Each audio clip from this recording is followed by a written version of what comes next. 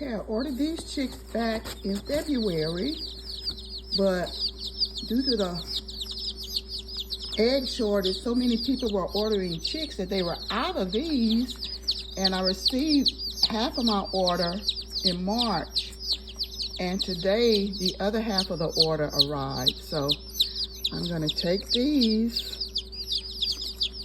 and put them in the brooder with my newly hatched chicks that I had in the incubator.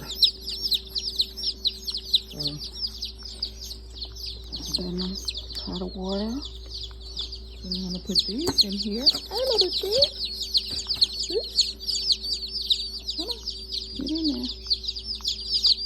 They're so pretty. I guess this is why they were on back order.